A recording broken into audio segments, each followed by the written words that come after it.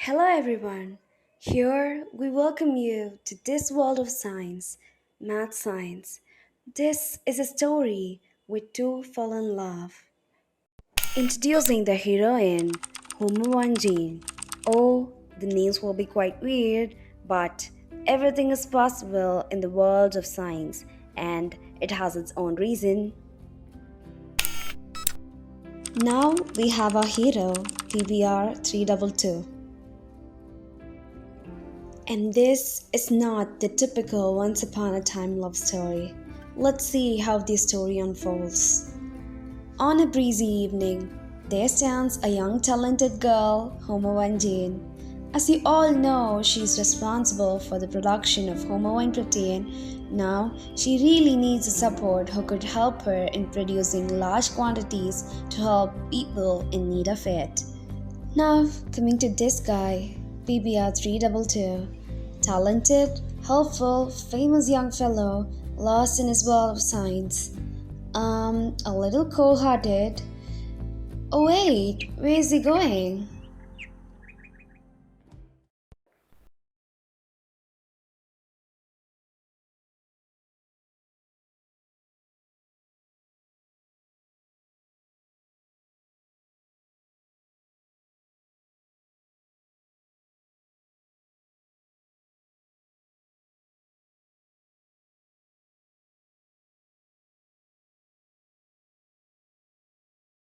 Certain qualities.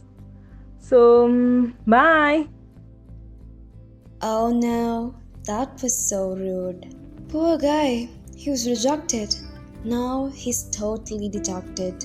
He walks through the gloomy street until he ended up reaching the dead end of the street, and a bright light gleaming through a shop's window caught his eyes. There was a board put up saying, Cosmid treatment.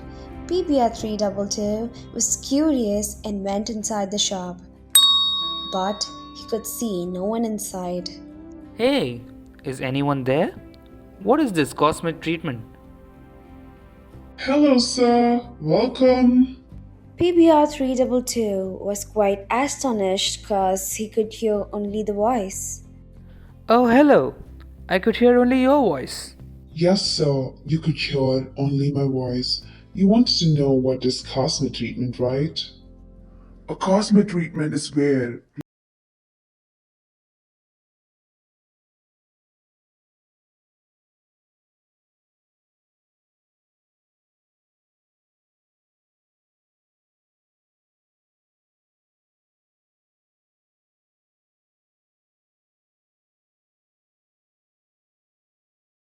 Right. I need more explanation about the process. trust me and enter, so I'll explain it to you as I do it. You'll be a whole new person. PBR 322 felt some good aura, warmth, and magic inside this salon called Magic Shop. Dejected PBR 322 shared all the time.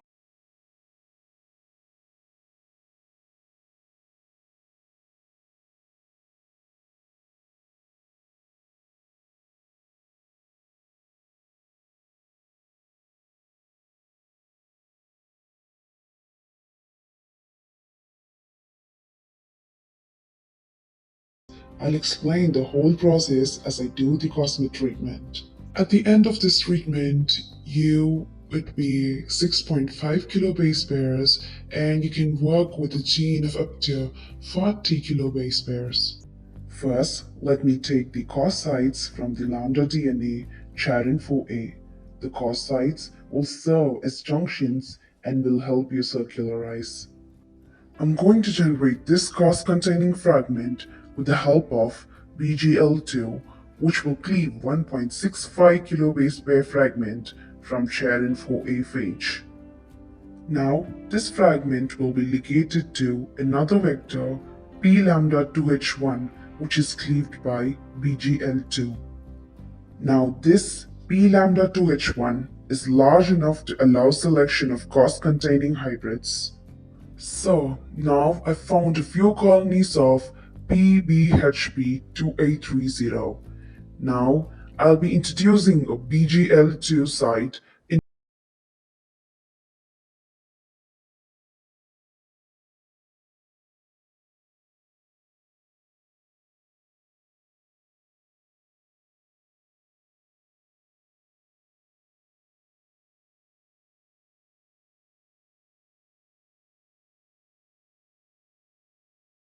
containing the BGL2 site. Now, the resulting plasmid is a PJC80 carrying a 0.65 kilobase pair lambda fragment. We are in the final step now. I'm transferring BGL2 fragment from PBHB2830 to PJC80, and now you're finally a Cosmid called the PHC79. You're now 6.5 kilobase pairs. The cloning sites, origin of replication, and both the antibiotic resistant genes from your previous self is still there with you. It's preserved in the new you. Now you're all ready. How do you feel now? You're a whole new person, Cosmid Vector PHC79. Now you go help her with all your qualities. Thank you so much.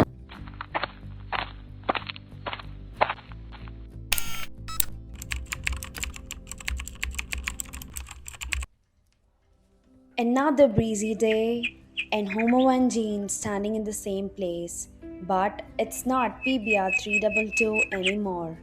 Hey, Hey, so you are PBR? no, it's not him anymore. I am PHC79 with all the required qualities to help you out in your venture.